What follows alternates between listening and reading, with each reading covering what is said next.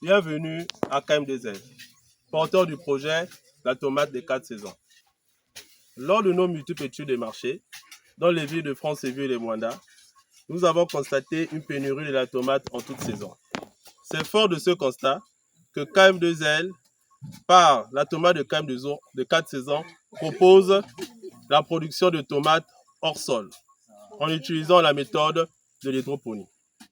Cette façon de faire nous permettra de garantir la production de tomates de qualité avec une présence inexistante de produits chimiques. KM2L, par la tomate de 4 saisons, garantit alors une production de masse tout en respectant son environnement. Nos produits seront disponibles auprès de nos commerçants et grossistes sous un emballage aéré et biodégradable. Veuillez, monsieur, pour une visite guidée de notre prototype, de notre pépinière. C'est très bien ça. Je vois que vous avez un environnement très dynamique et propice à la production.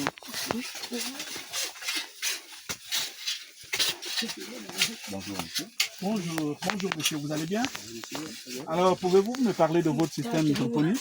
Alors, un système hydroponique est un système de culture hors sol. Coupez-moi ça. Ravi d'être chez vous. Alors, pouvez-vous me parler de votre système hydroponique? Alors, un système hydroponique est un système de culture hors sol dans lequel les plantes sont alimentées directement dans les racines à partir d'une substance nutritive. Le substrat utilisé est un substrat fait à base de sphaque de palmier à huile, un substrat qui n'a jamais été utilisé au Gabon. Alors, comment fonctionne votre système ce système hydroponique? Alors, tout part à partir de ce réservoir. Alors, dans ce réservoir, la préparation de la solution nutritive est faite. Donc, la solution, elle est composée de l'eau et des éléments nutritifs tels que le NPK, azote, phosphore et potassium, les éléments essentiels pour la croissance des plantes. Donc, à partir de ce réservoir, on a des appareils tels qu'une pompe à eau qui permettra donc de injecter, sinon pomper, la solution nutritive vers ce second réservoir. Et dans ce même bac, nous avons une pompe à oxygène qui permet d'oxygéner l'eau nécessaire pour la santé des plantes. Et dans ce même bac, on viendra prendre les mesures du pH et de l'EC-mètre qui permet de calculer la concentration d'éléments dissous dans la solution nutritive. Alors, lorsque la pompe envoie de l'eau dans le second réservoir, il sera donc distribué dans les chambres, les différentes chambres de culture à partir de ce régulateur de débit. Donc ici, on l'a mentionné sur le papier.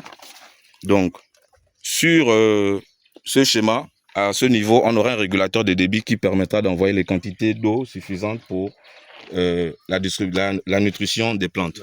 Donc l'eau va parcourir c'est la première chambre ici, plus haut, et atteindre par ce circuit la deuxième chambre.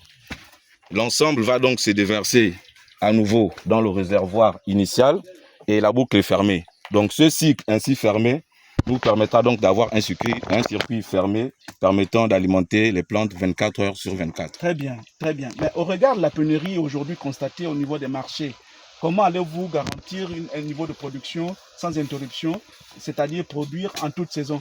Comment est-ce possible? Merci.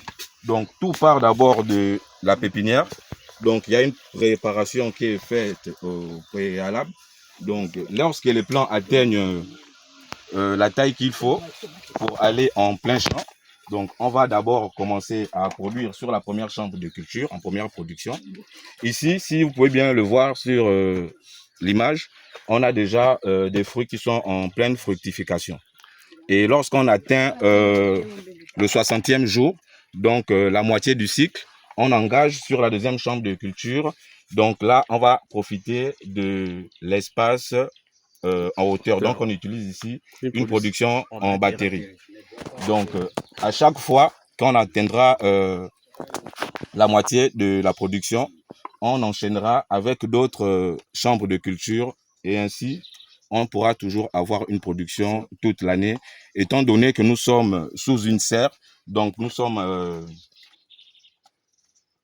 dans un environnement maîtrisé et contrôlé. Oui. Donc, ça va nous éviter des conditions extérieures telles que les pluies, les insectes et autres ravageurs. Très bien, très bien. Ça nous paraît très intéressant et je pense que c'est un projet effectivement porteur qui peut nous amener à mettre les moyens qu'il faut pour effectivement arriver à cette production. Mais je voulais savoir, pour ce qui est des avantages, qu'est-ce que vous pouvez dire des avantages de ce système? Ce système présente bien effectivement plusieurs avantages. Notamment, ça nous garantit un produit de meilleure qualité, étant donné qu'on n'utilise pas des pesticides, puisque nous sommes dans un environnement contrôlé. Donc, ça rassure déjà la qualité de la production et on va dire aussi la constance sur le marché. Déjà, ça aussi, c'est un avantage. Et en même temps, ça nous permet aussi de réduire des effets négatifs sur l'environnement. Donc, on n'utilise pas de produits phytosanitaires tels que les insecticides, fongicides, donc les pesticides dans l'ensemble. Donc, le produit est bio et Est-ce que de ces bonne avantages-là sont corollaires avec les objectifs de l'ODD? Parce que nous, chez nous, nous prenons en relief en compte les avantages des ODD. Est-ce que votre produit garantit effectivement ou sont corollaires ou s'appuie ou suivent les avantages que nous soutenons, qui sont les avantages de l'ODD? Oui. Lorsqu'on parlait de la protection de l'environnement, donc ici, on protège l'environnement, vu qu'on n'utilise plus les produits phytosanitaires comme mon collègue a si bien parlé, pas de fongicides, pas de pesticides. Donc on respecte l'environnement.